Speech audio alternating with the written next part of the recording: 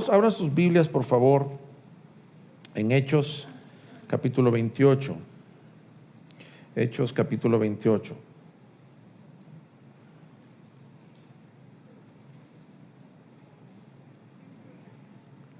Vamos a tener en este día la oportunidad de compartir la conclusión de la serie del libro de los Hechos, hermanos. Por cerca de un año estuvimos en este libro glorioso que para mi vida fue de mucho desafío en cuanto a ver el poder del Espíritu Santo obrando en su iglesia, de mucho reto a llevar el evangelio a los perdidos y de mucho reto de ver cómo funciona una iglesia guiada por el Espíritu Santo. Y hoy llegamos a la conclusión de esta hermosa serie. Yo encontré en mis archivos cerca de 37 mensajes que yo di, y creo que Andrés dio como 6 o 7 mensajes. Entonces es una serie casi de 45 mensajes del libro de los Hechos, que ha sido una gran bendición para mi vida.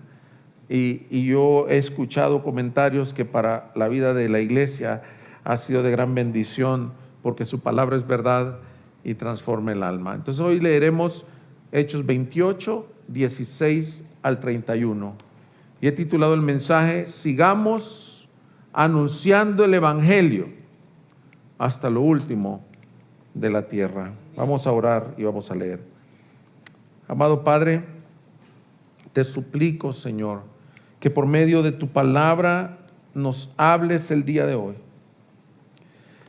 Que nos muestres la importancia de vivir para tu gloria y de ver que el evangelio ha avanzado a pesar de tribulaciones, tormentas, persecuciones hasta este día, y que tú eres digno, como acaba de orar Andrés, Señor, de seguir siendo proclamado por nuestras vidas.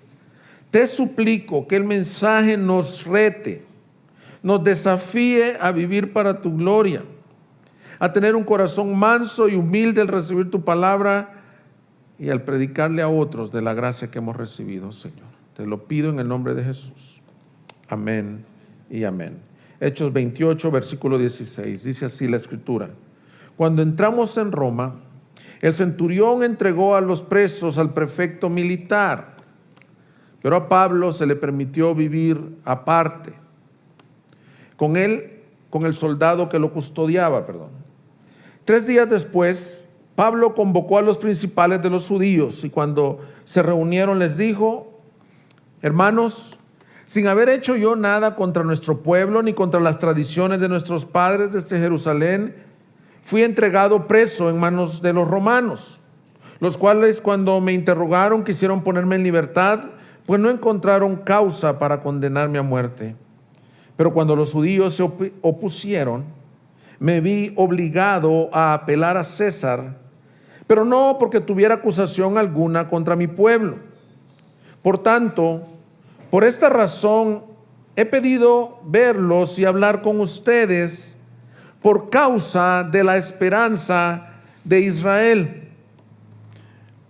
Porque por causa de la esperanza de Israel llevo esta cadena. Y ellos dijeron: nosotros no hemos recibido cartas de Judea sobre ti, ni ha venido aquí ninguno de los hermanos que haya informado o hablado algo malo acerca de ti. Pero deseamos oír por ti mismo lo que enseñas, porque lo que sabemos de esta secta es que en todas partes se habla contra ella. Y habiéndole fijado un día, vinieron en gran número a donde él se alojaba. Desde la mañana hasta la tarde les explicaba, testificando fielmente sobre el reino de Dios, procurando persuadirlos acerca de Jesús, tanto por la ley de Moisés como por los profetas. Algunos eran persuadidos con lo que se decía, pero otros no creían. Al no estar de acuerdo entre sí, comenzaron a marcharse después de que Pablo dijo una última palabra. Bien habló el Espíritu Santo a sus padres por medio de Isaías, el profeta, diciendo: ve a este pueblo y di, al oír, oirán y no entenderán, y viendo verán y no percibirán, porque el corazón de este pueblo se ha vuelto insensible, y con dificultad oyen con sus oídos, y sus ojos han cerrado. De otro modo verían con los ojos y oirían con los oídos, y entenderían con el corazón, y se convertirían y yo los sanaría. Sepan, por tanto, que esta salvación de Dios ha sido enviada a los gentiles. Ellos sí oirán. Cuando hubo dicho esto, los judíos se fueron teniendo gran discusión entre sí. Pablo se quedó por 2 años enteros en la habitación que alquilaba y recibía a todos los que iban a verlo, predicando el reino de Dios y enseñando todo lo concerniente al Señor Jesucristo con toda libertad, sin estorbo. Hermanos, como les digo, aquí concluye este glorioso libro que comenzó dándonos una visión de lo que Dios quería hacer con la venida del Espíritu Santo sobre la iglesia. El libro comienza con un puñado de creyentes en Jerusalén esperando la promesa del Espíritu Santo, y en donde el Señor les dice: cuando venga esta promesa sobre ustedes, me seréis testigos aquí mismo en Jerusalén, en Judea, en Samaria y hasta lo último de la tierra. Y finalmente vemos que el desarrollo de Lucas, del libro, es así. Los primeros capítulos nos hablan del evangelismo y de la obra del Señor, o como le llaman aquí, de la secta, que no es una secta, pero del cristianismo en Jerusalén. Luego el avance hasta Samaria. ¿Se acuerdan cuando van con los samaritanos y los samaritanos también reciben el Espíritu Santo, reciben el evangelio? Y luego vemos cómo llega a Judea, Cesarea, en donde está Cornelio, y Pedro va con los gentiles por primera vez. Pero en los últimos capítulos, todo el libro se encarga de llevarnos a la extensión del evangelio en el reino. Este libro probablemente cubre la historia de 30 años de la historia de la iglesia. Y en 30 años vemos que, habiendo comenzado con un puñado de hermanos creyendo a la promesa venidera, de tener un puñado de hermanos que eran considerados locos porque proclamaban la resurrección de Cristo, ahora es una creencia, una fe verdadera. El evangelio ha avanzado a todo el mundo, a las aldeas, a las regiones de Galacia, a las regiones de Asia Menor, a Europa, a Grecia. Se ha predicado en Atenas. Es un libro glorioso. Y llegamos a la conclusión cuando Pablo llega a Roma. Roma era el centro del mundo en ese momento, era la capital mundial del paganismo. Desde ahí podía partirse para lo último de la tierra. Pero no sé si te llamó la atención algo de esta historia, que pareciera que es una narración que Lucas deja como no terminada. Muchos comentaristas dicen: parece que quedó inconcluso el libro de los Hechos. No sé si a ustedes les gustan las series televisivas, hermanos, pero es como esas series que en el último capítulo dice: continuará. Y a mí me caen bien gordas esas series, porque no las series, sino que lo que me cae gordo es que pasan 3 años para que saquen la siguiente temporada. Entonces ahí está, que me encantó la serie, y dentro de 3 años que la quiero ver, tengo una memoria tan corta que cuando quiero voltear atrás digo: tengo que ver la temporada 1 porque no me acuerdo qué pasó en la temporada 1. ¿Le pasa a alguien más eso, o solo a los distraídos como? La pregunta es: ¿por qué será que quedó así como con el apóstol anciano o mayor ya ahí en la cárcel, recibiendo a todos? Y algunos comentaristas dicen: es porque la historia continúa. La historia del libro de los Hechos es de los Hechos hasta que Cristo regrese. El evangelio debe de seguir siendo proclamado hasta los confines de la tierra. Y tú eres parte de lo que está pasando todavía. A lo mejor no va a quedar escrito en la Biblia, pero tú eres parte continua de lo que Dios está haciendo por medio de su iglesia en el mundo. Entonces, mis hermanos, creo que este pasaje nos reta a vivir proclamando el evangelio hasta que Cristo venga. Yo he sido muy desafiado, y yo quiero retarlos a ustedes a que piensen en estas cosas. Veremos 3 cosas del pasaje que aparentemente queda inconcluso, pero no lo es. Es el epílogo de la carta. Veremos la carga de Pablo pero a la larga la carga del Señor por su pueblo Israel. Número 2, el rechazo del evangelio por el pueblo de Israel. Y número 3, por ese rechazo, el evangelio se extendió hasta los confines de la tierra. El texto comienza mostrándonos que Pablo usa una estrategia. La estrategia la ha usado no aquí, sino a cada ciudad que llegó. Él llegó con los de su pueblo, con Israel, con los judíos, con los israelitas. Llegaba a las sinagogas y su estrategia, la vemos en el versículo 24, era predicar desde el Antiguo Testamento que la esperanza de Israel que menciona ahí era Cristo el Mesías. Y por esta causa, por este anuncio, vemos, si tuviéramos que presentar esto como un libro que no fuera de la Biblia, vemos que el personaje principal del libro es el Espíritu Santo y su precursor es el apóstol Pablo. Y vemos un pueblo antagónico y vemos en muchas ocasiones a los judíos oponiéndose a Pablo, apedreándolo, persiguiéndolo. De hecho, en la última escena que tenemos es cuando él está en Jerusalén y el mismo sumo sacerdote lo golpea en el rostro. Él ha sufrido del pueblo judío, pero Pablo no se vuelve un antisemita y dice, es que estos judíos, ¿cómo han rechazado a Dios? Y comienza a tener una adversión por ellos. Por el contrario, él se inflama de carga por sus hermanos y a ciudad que llega, intenta hablarles del evangelio salvador del Señor. Llega a Roma, versículo 6. Cuando entramos en Roma, el centurión entregó a los presos al prefecto militar, pero a Pablo se le permitió vivir aparte con el soldado que lo custodiaba. Hermanos, algunos dicen, esto se llama libertad condicional, pero los estudiosos dicen que probablemente estaba amarrado al soldado. Qué gloriosa vida de ese soldado, hermanos. Estaba amarrado de un hombre que transpiraba el evangelio, que recibía a los judíos, a los gentiles, a mucha gente para su gloria. Estaba ahí cuidando según él, pero el Señor estaba teniendo gracia con ese soldado. Pero mira versículo 17, 3 días después que llegó a Roma, Pablo convocó a los principales judíos. Ahora, yo te quiero decir, hermanos, Pablo no viene de un crucero por el Mediterráneo. Vimos el domingo anterior que Pablo ha pasado un naufragio tremendo, ha sufrido con 275 tripulantes de ese barco, algunos de ellos los prisioneros que entregaron, otros los marineros, ha sufrido vicisitudes y no es primera vez.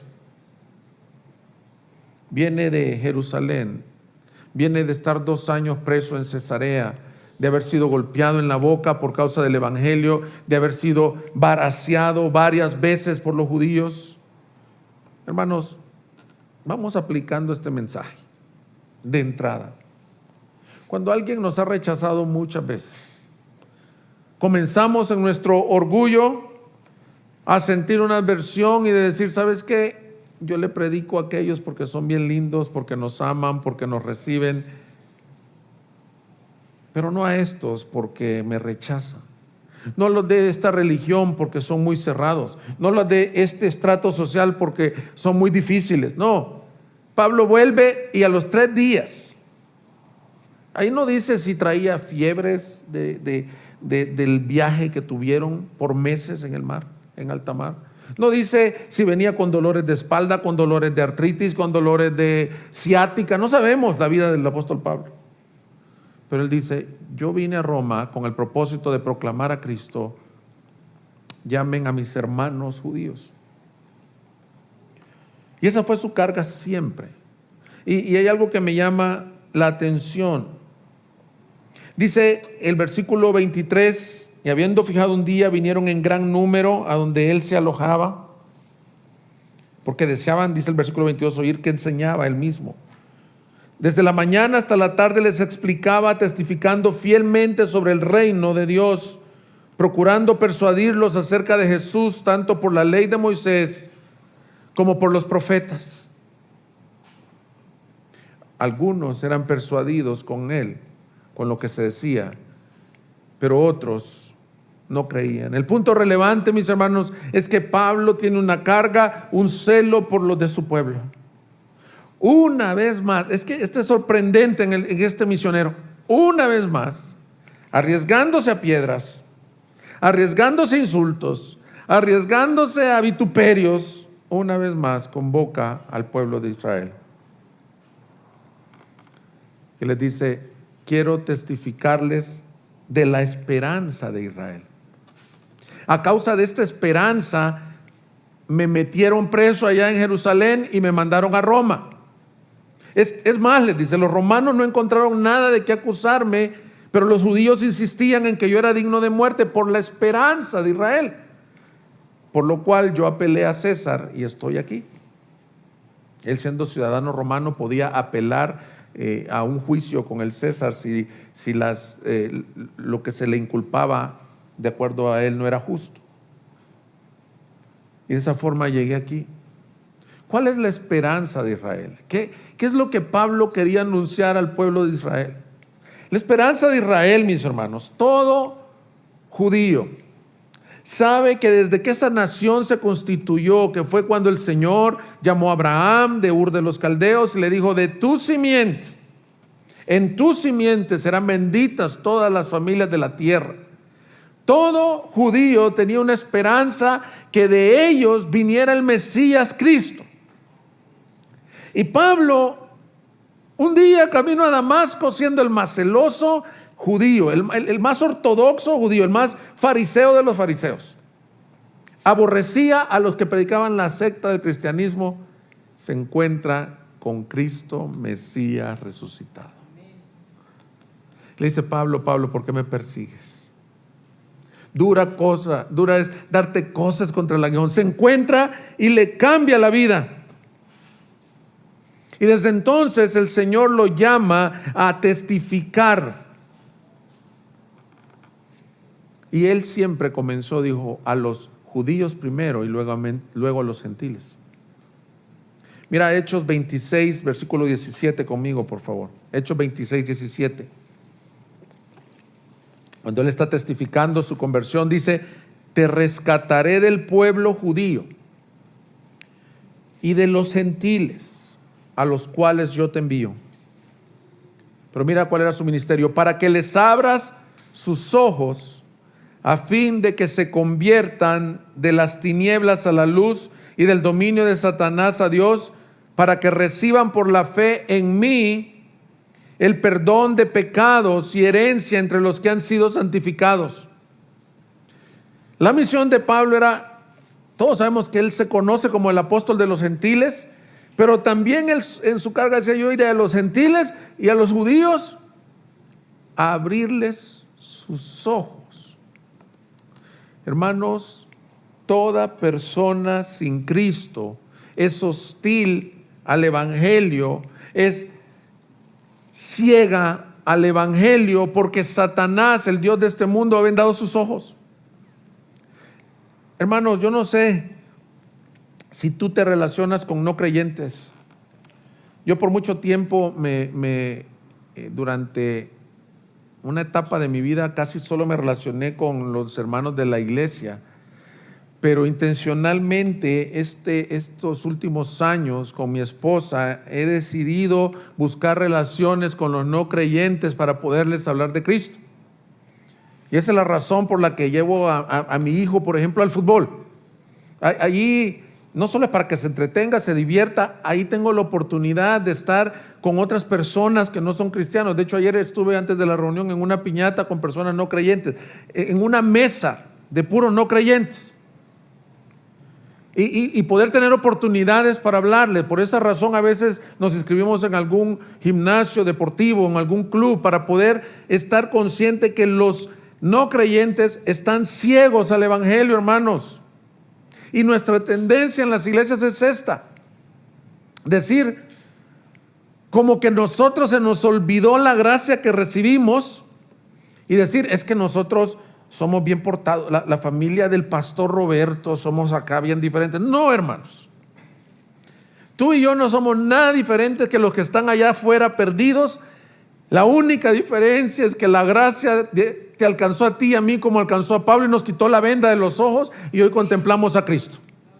Pero tu primo, aquel borrachote que llega a las fiestas y los 24 de diciembre no lo quieren invitar, ese primo que tú dices, hijo, le va a venir mi primo, mi tío fulano de tal, que yo no quiero que mis hijos santos de la escuela bíblica de Gracia Soberana lo vean al tío como es de perdido. Bueno, ese tío y yo éramos igualitos. Y ese tío está tan necesitado de que el Señor le quite la venda de sus ojos como yo lo estuve necesitado. Y Pablo nunca se olvidó de la gracia de Dios. Y aunque venía paleado de ese viaje, lo primero es: convoco a mis hermanos. Porque Pablo siempre dijo que tuvo una carga por su pueblo Israel. Es una falacia que se ha dicho que los cristianos tenemos un antisemitismo, o sea que no queremos a los judíos. No es cierto. Y si hay algún cristiano que tiene un antisemitismo, no es bíblico eso. Pablo tenía carga por su pueblo Israel. Romanos 9, versículo 1. Dice así: digo la verdad en Cristo, no miento, dándome testimonio mi conciencia en el Espíritu Santo. Ahora, espérate, cuando tú te presentas así, le voy a decir algo en verdad y con mi conciencia limpia el Espíritu Santo, es porque es algo serio lo que vas a decir. Y mira lo que nos dijo: de que tengo gran tristeza y continuo dolor en mi corazón, porque desearía yo mismo ser anatema, separado de Cristo por amor a mis hermanos, mis parientes según la carne, porque son israelitas, a quienes pertenece la adopción como hijos y la gloria, los pactos, la promulgación de la ley, el culto y las promesas, de quienes son los patriarcas y de quienes según la carne procede el Cristo, el cual es sobre todas las cosas, Dios bendito por los siglos. Amén. Aquí Pablo nos muestra lo que hay en un corazón regenerado. No es vanagloria, no es que yo soy mejor que mis primos perdidos, que mis tíos perdidos, que mis vecinos perdidos. No, hay una carga y dolor de corazón por los perdidos. Yo solo he escuchado esta frase, ¿sabe? Le voy a decir a quién he escuchado esta frase: a los padres. Y si tú tienes un hijo perdido, a lo mejor lo has dicho como papá. Yo he escuchado un par de papás que me han dicho: pastor, si yo pudiera, yo me pierdo, pero que mi hijo conozca a Cristo. Es una hipérbole, obviamente nadie puede ceder la salvación. Pero Pablo dice: nosotros tenemos esa carga por nuestros hijos porque los amamos. Pero Pablo lo está diciendo de personas que él ama tanto que si yo desearía ser anatema, o sea, maldito, con tal que ellos tengan benditos, y por eso les predico, aunque cada vez que les predicaba venían las varas, los golpes, los puñetazos, las ofensas. Y yo creo, hermanos, que este pasaje debe de ayudarnos a ver que el verdadero evangelismo y los verdaderos misioneros son los que tienen carga por las almas perdidas. No es un compromiso, no es un pacto. Hay iglesias, hermanos, no sé si te ha tocado estar en una iglesia así, que al final del año se hace una cartilla de almas ganadas para Cristo y dan premiaciones. Qué padre, ¿verdad? Yo no sé, yo creo que nunca me sacaría quizás a algún lugar.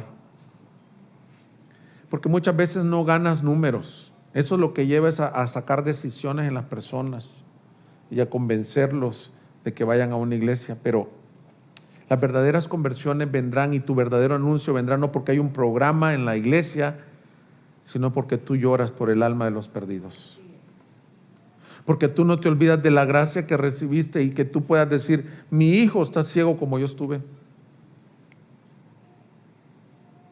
Hermanos, yo ruego que esta iglesia, cuya visión es ser una iglesia que entiende, vive y proclama el evangelio, proclamemos las virtudes de aquel que nos llamó, porque entendemos la gracia que nos salvó. porque Él transformó tu vida.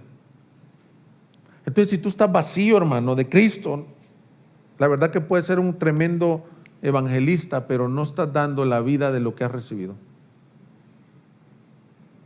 Que el Señor nos llene. Pablo en una ocasión dijo en Romanos 10:1: hermanos, el deseo de mi corazón y mi oración por ellos es por su salvación. ¿Cuál es el deseo de tu corazón y la oración por tus amigos, familiares perdidos? En otras palabras, ¿qué sientes por tus parientes o vecinos?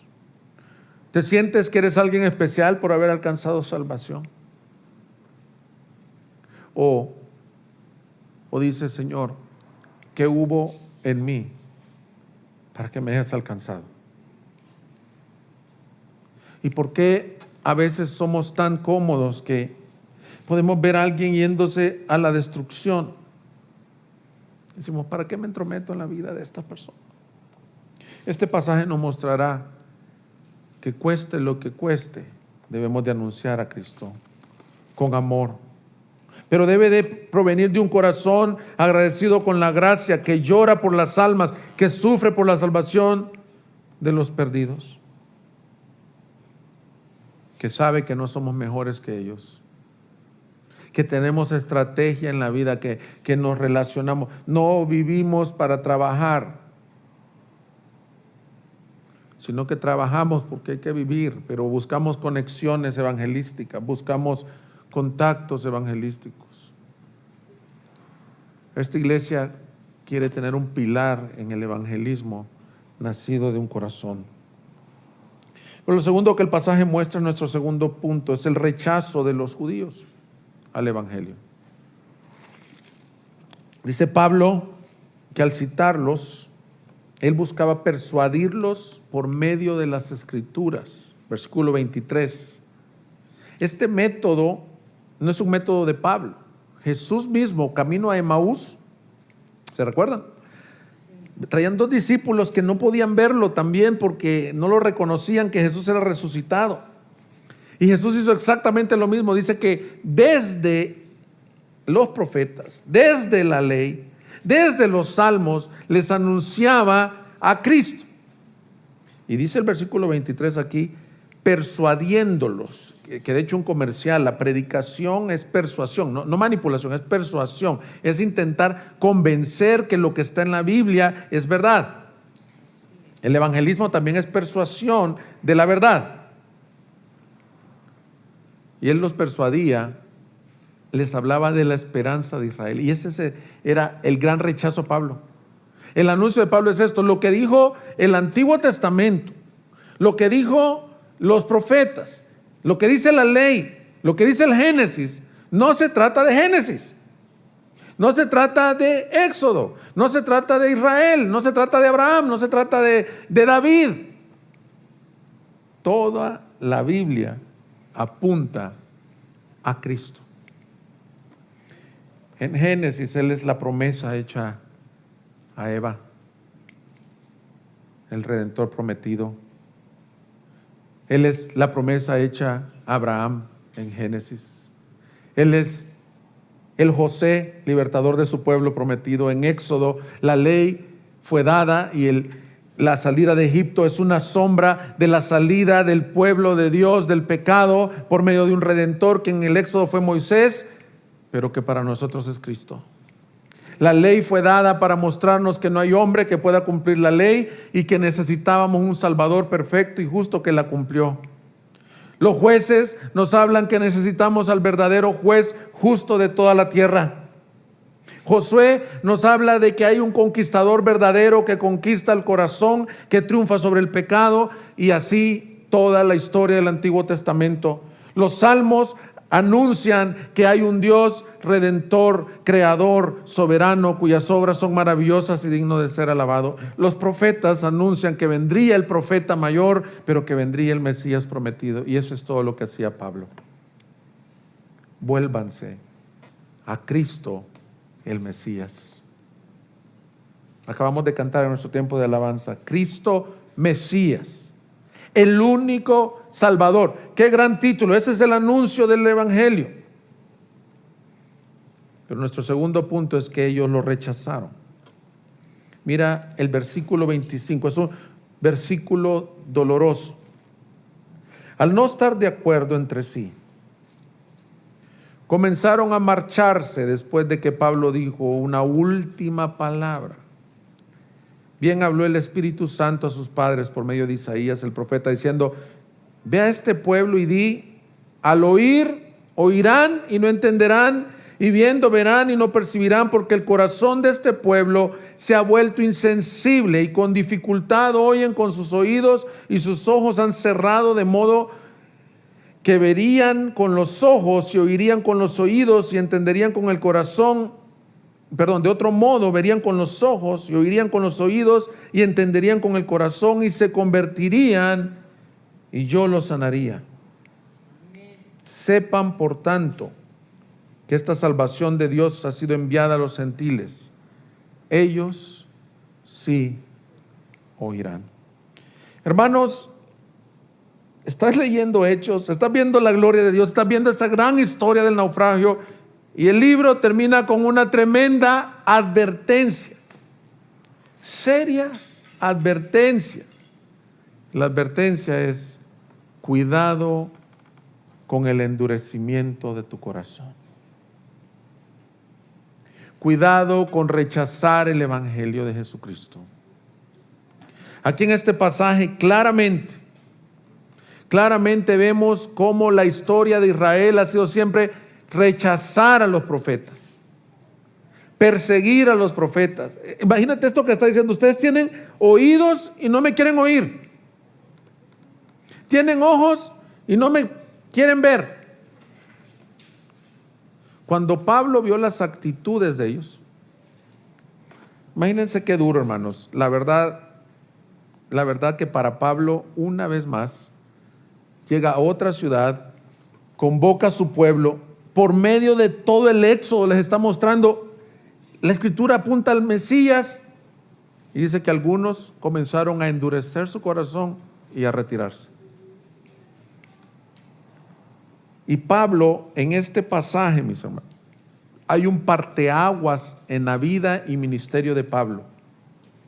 Dice que les dio una última palabra. Ahora, Pablo ya había dicho que sacudía el polvo de sus pies y se iba a los gentiles, pero a mí me llama la atención que volvió a ir a las sinagogas.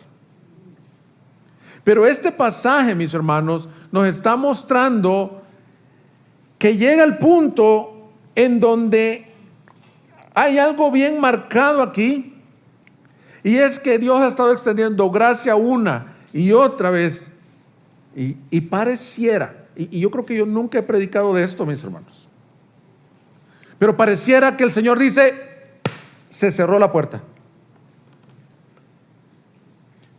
Pongan atención, y la puerta no se cerró por falta de gracia del Señor, sino por la dureza del corazón.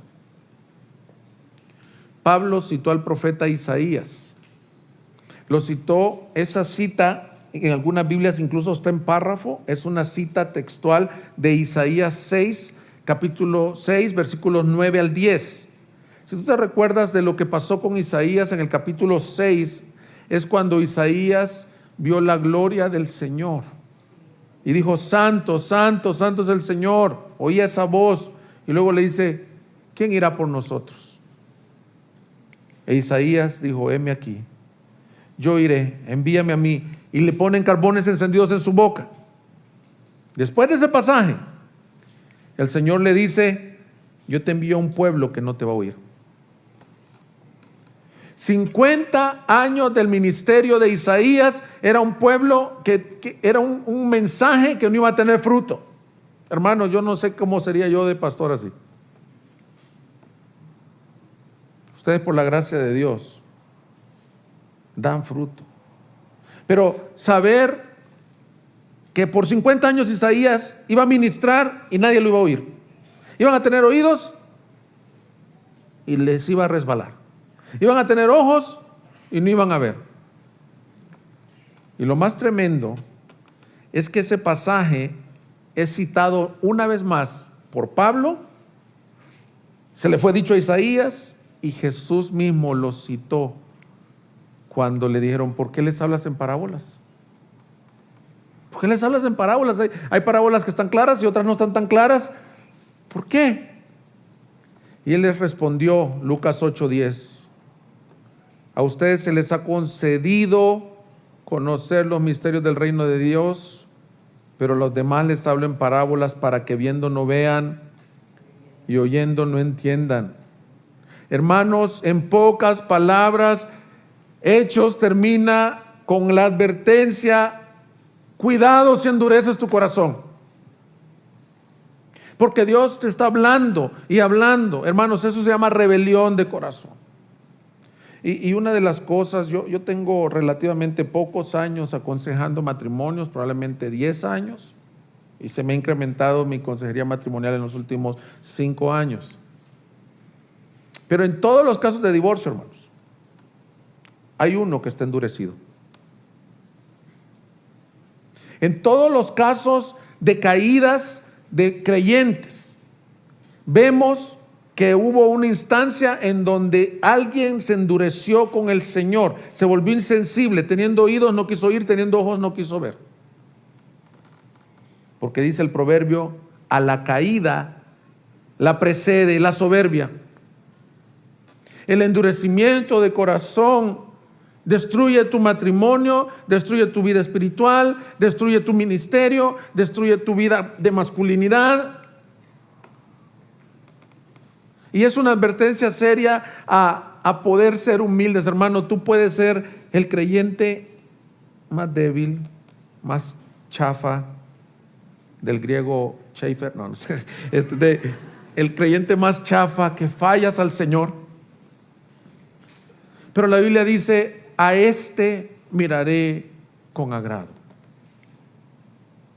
al quebrantado y contrito de espíritu. Tú puedes fallarle al Señor, pero dice ese texto también del profeta: al que tiembla ante mi palabra. Cuando tu corazón está endurecido, cuidado, hermano, porque tú puedes fallar, pero decir: Señor, habla, oh Dios, y ante mi Dios yo me humillo. Yo estoy haciendo esta advertencia para mi vida y como pastor de ustedes. Al pueblo de Israel le pasó lo que dice Juan 1, versículos 9 al 11. Existía la luz verdadera, que al venir al mundo alumbra a todo hombre. Él estaba en el mundo y el mundo fue hecho por medio de él y el mundo no lo conoció. A lo suyo vino y los suyos no le recibieron. Este es el pecado que aconteció también en el jardín del Edén. El problema no fue, dicen, ¿por qué comió del fruto? Ya fue todo eso. No, al comer del fruto está rechazando la gloria de Dios y todo lo que le había dado, diciendo: yo quiero establecer mi propio criterio. Hermanos, si alguien aquí está endurecido, vuélvase hoy al Señor. No rechaces el mensaje del Evangelio. Verás que a mí me puedes rechazar. A Pablo lo rechazaron. Pero te quiero dar una advertencia de la Biblia: no rechaces a Jesucristo. El Señor mismo lloró sobre Jerusalén. Algunos amigos aquí han ido a Israel, a Jerusalén particularmente. No sé quién de mis amigos que fue de aquí a Jerusalén me dijo que probablemente cuando Jesús lloró sobre Jerusalén estaba en el Monte de los Olivos, porque desde ahí es como otra colina que se puede ver Jerusalén. Y mira lo que dijo ahí en ese monte, justo antes de la pasión de Cristo, antes de entrar a Jerusalén triunfante. Mateo 23:37. Jerusalén, Jerusalén, la que mata a los profetas y apedrea a los que son enviados a ella. Hermanos, que no seas alguien que apedrea al profeta que te trae palabra de Dios, a su palabra, que rechaza. Jerusalén, Israel era un pueblo que venía un profeta que les hablaba la palabra de Dios, a ese lo apedreaban. Pero venía un falso profeta que les decía, paz, paz, hermanos. Y ponía una liviandad en la herida y a ese lo amaban. Pablo fue contado entre esos profetas que lo apedrearon, lo abofetearon, lo encarcelaron por decirles el simple anuncio que Cristo es el Mesías. ¿Cuántas veces, Mateo 23, 37, quise juntar a tus hijos como la gallina junta sus pollitos debajo de sus alas y no quisiste? Hermano, esta es una palabra desgarradora de Cristo. Yo te digo, cuando he estado en sala de consejería y viendo un divorcio, lo más triste es cuando la persona le dice al otro cónyuge, busquemos arreglar esto, no te vayas. Y esta persona le dice, no te amo. Algo así es el pueblo de Israel. Dice, como una gallina junta sus pollitos. Como tú de papá ves a tus hijitos y los quieres abrazar, y si tuvieras un hijo que te hace, no me toques, papá. Ese es el pueblo de Israel. Y mira cómo le dice el Señor. Por tanto, la casa de ustedes se les deja desierta, porque les digo que desde ahora en adelante no me verán más, hasta que digan bendito aquel que viene en el nombre del Señor. Hermanos, por este pasaje podemos ver que el que rechaza a Cristo tiene una condenación. Pero también podemos ver que este era el pueblo de Dios, que hay cristianos que pueden endurecer sus corazones. Y hay serias advertencias en todo el Nuevo Testamento a no cerrar tu corazón y no rechazar a Cristo. Primera de Pedro nos dice, recibid la palabra implantada con mansedumbre o humildad para que por ella crezcáis por salvación. Te dice, no la rechaces, recíbela. Hebreos 12 te dice, hijo mío, no desfallezcas cuando eres disciplinado por el Señor, porque el Padre al hijo que ama disciplina. No te dice, resiste a la disciplina. Juan 3 dice, la luz vino al mundo y los hombres amaron más las tinieblas que la luz. Juan 3 también dice, todo aquel que cree no es condenado, pero todo aquel que no cree ya ha sido condenado, hermanos. Y esto es lo que me duele cuando yo cierro mi boca al evangelismo. Hay personas que no creen, porque ¿cómo creerán sin que nadie les predique? Y ellos ya están siendo condenados. Hubo un día en donde Noé por años construyó el arca y los que pasaban por ahí se burlaban de él. Pero un día vino el diluvio. Y cuando vino el diluvio, la puerta se cerró, hermanos.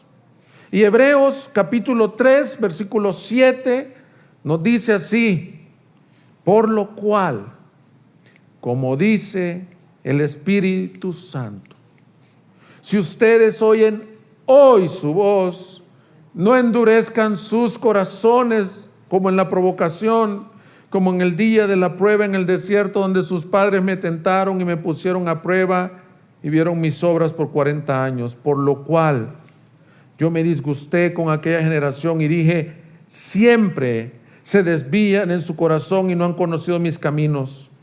Como juré en mi ira, no entrarán en mi reposo. Si oyeres hoy su voz, tú me puedes rechazar a mí, pero no rechaces la voz de Cristo. Porque mira el versículo 12. Tengan cuidado, hermanos.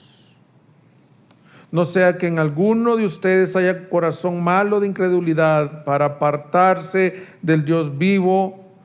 Antes exhórtense los unos a los otros cada día mientras todavía se dice hoy. No sea que alguno de ustedes sea endurecido por el engaño del pecado. Hoy la puerta está abierta. Si tú no conoces a Cristo y estás en esta reunión o estás en la transmisión, hoy el Señor te dice, ven a Cristo creyendo que Él es el Mesías y el único que te puede salvar. Pero la advertencia también dice, tengan cuidado, hermanos. Hermanos, si tu corazón ha perdido el asombro de su gracia, si solo tú eres quejas? Si tú dices, yo no amo al Señor ya, estoy enojado con el Señor por lo que me ha hecho. Si tú estás enojado con tu esposa que no la puedes amar o tu esposo que no lo puedes amar. Si no puedes perdonar a tu pastor que te lastimó. Si no puedes amar a la iglesia donde el Señor te puso porque hay una serie de hermanos que tienen defectos y pecados como lo es esta iglesia. Probablemente el que está endurecido es tu corazón. Siempre debemos de sospechar primero de nosotros que del otro. Y el Señor te dice, ten cuidado. Porque hermanos, yo hago eco de estas palabras del apóstol para mi vida y para ustedes como su pastor. Tengan cuidado del endurecimiento. Si ya no hay frescura con la palabra de Dios, si tú vives para otras cosas, si tú vives para ti mismo, si tú vas a las Escrituras porque hay que cumplir, si te duermes con el libro, si te duermes en las predicaciones, yo sé que soy un predicador, que soy medio aburrido y gracias a los niños que están aquí, no sé si me están entendiendo, pero el que está enamorado de su Señor, hermanos, tiene un corazón blando, no endurecido. Cuídate de nunca olvidar de dónde te sacó el Señor. Este rechazo de Israel, hermanos, cerró la puerta a Israel. Yo sé que aquí hay algunos que son teólogos y van a decir, pero pastor, en su tiempo dice que todo Israel será salvo y amén. En la escatología, en los tiempos y propósitos de Dios, el Señor le dará la oportunidad de redención a su pueblo. Pero el tema que este pasaje nos deja ver, que queda inconcluso, es ellos se oirán.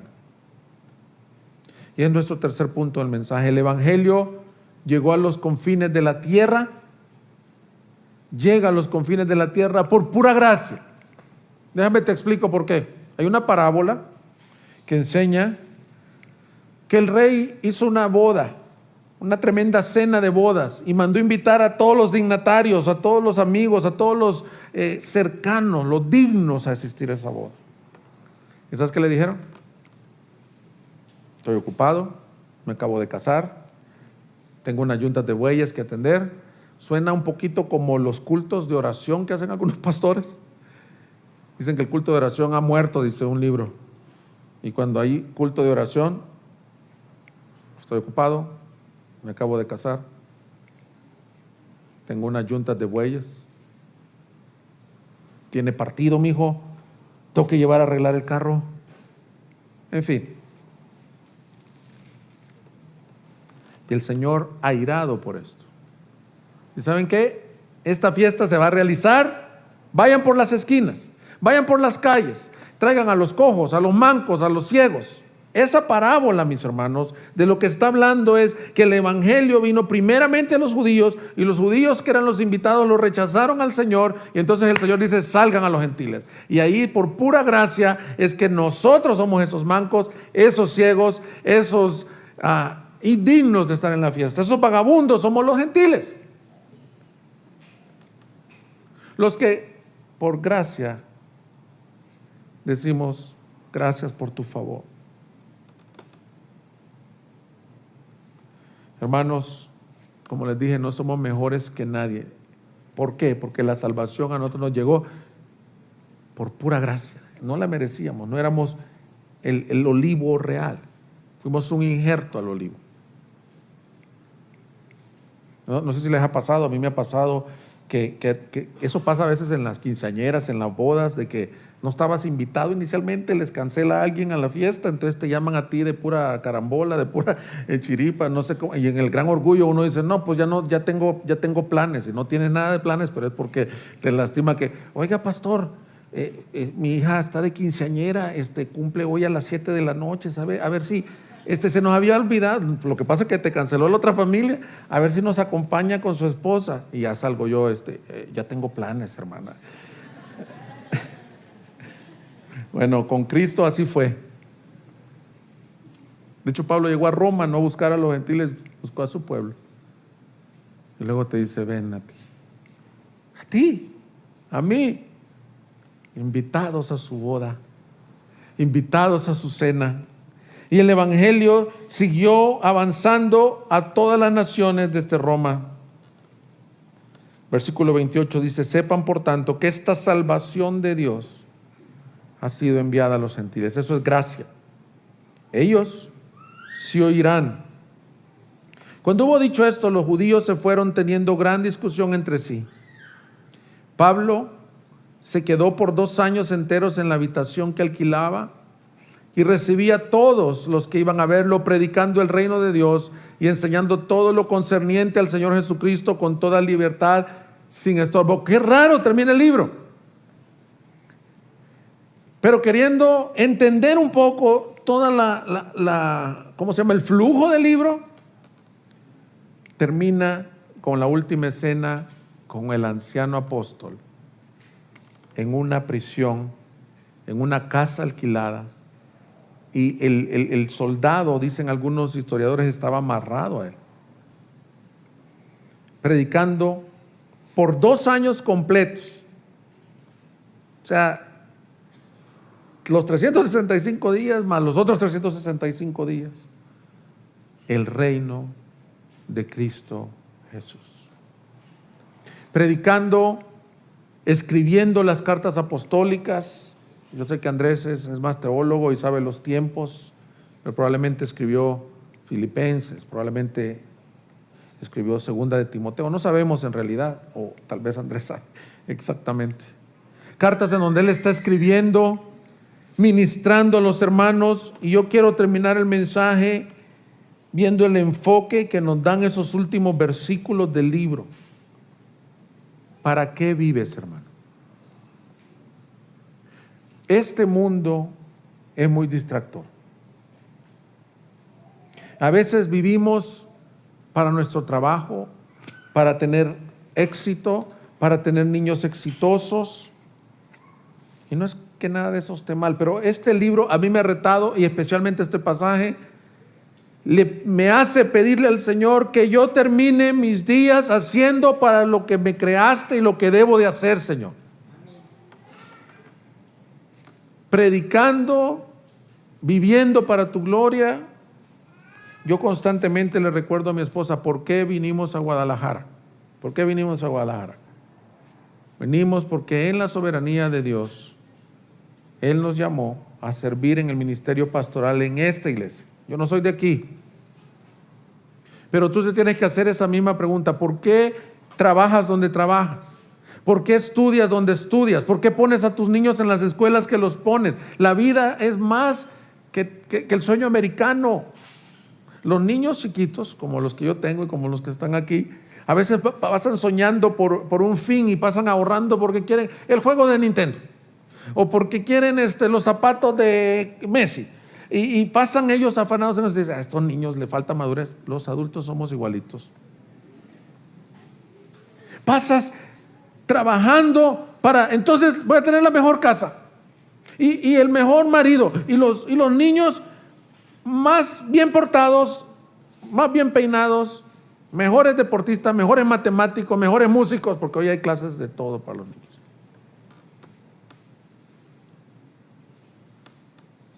Pero Pablo y Lucas nos enseña cómo termina este libro: viviendo para el evangelio. Muchos nos desenfocamos, el mundo es tan atrayente.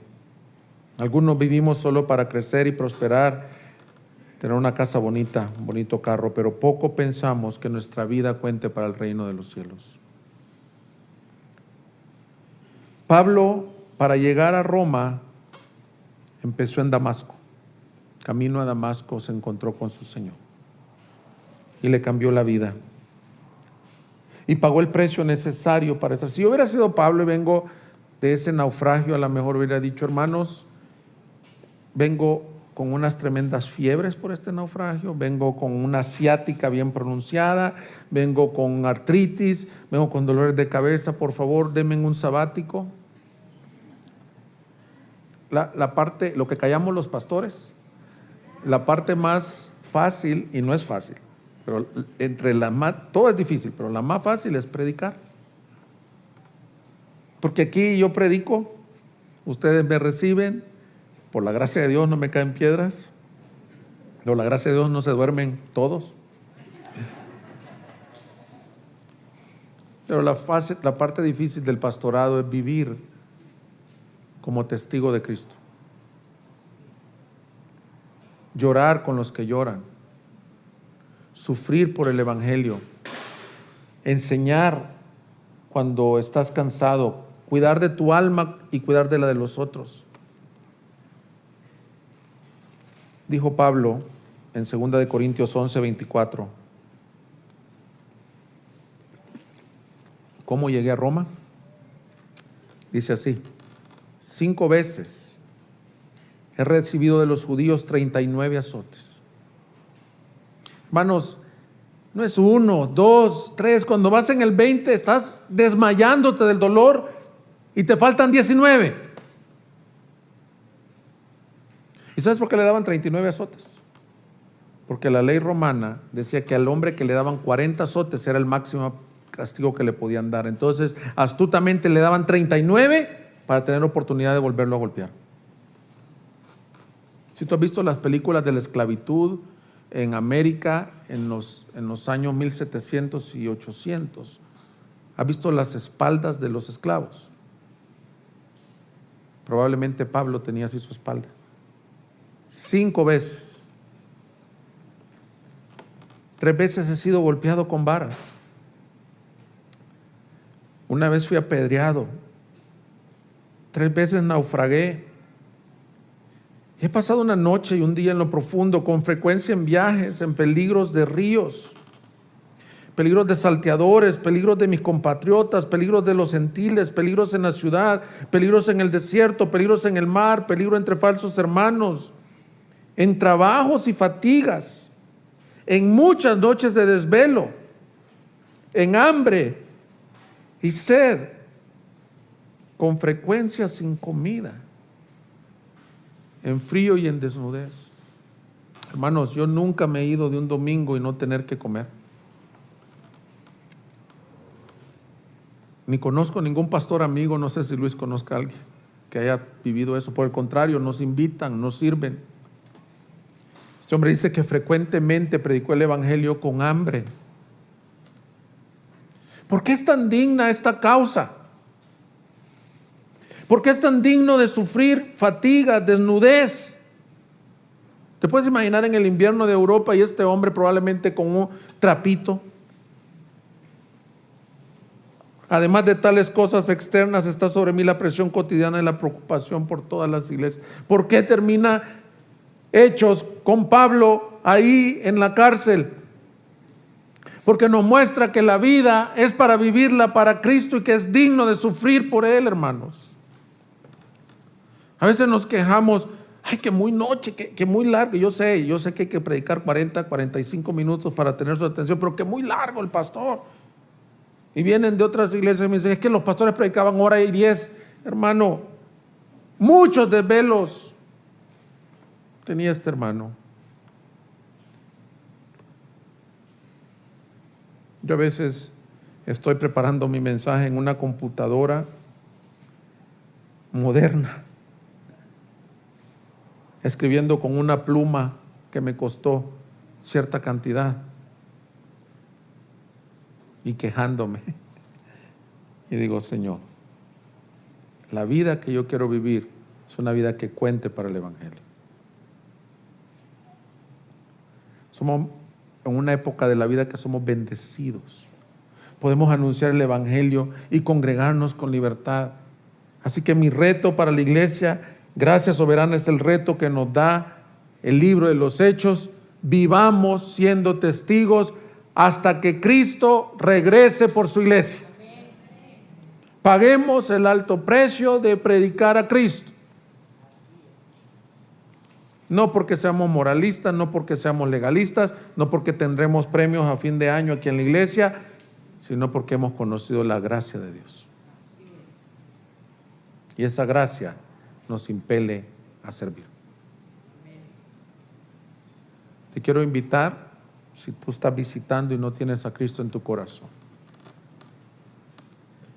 no seas como este pueblo que rechazó al Señor.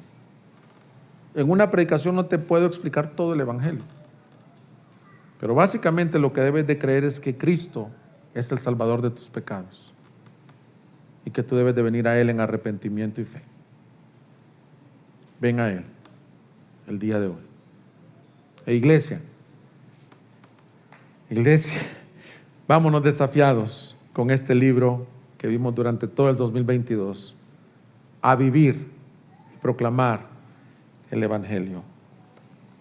El cantante cristiano antiguo, bueno, no tan antiguo, Steve Green, decía: la misión es siempre igual, proclamar y vivir en la verdad. Hermanos, la misión sigue siendo igual, proclamar y vivir la verdad. Pónganse de pie y vamos a orar. Búsquenos en Facebook y YouTube como Iglesia Gracia Soberana Guadalajara y visita nuestra página de internet igsg.org.mx y disfruta de este y otros mensajes. Visítanos, estamos en Avenida San Luis Gonzaga, 5114, Zapopan, Jalisco, México. Estaremos felices de recibirte.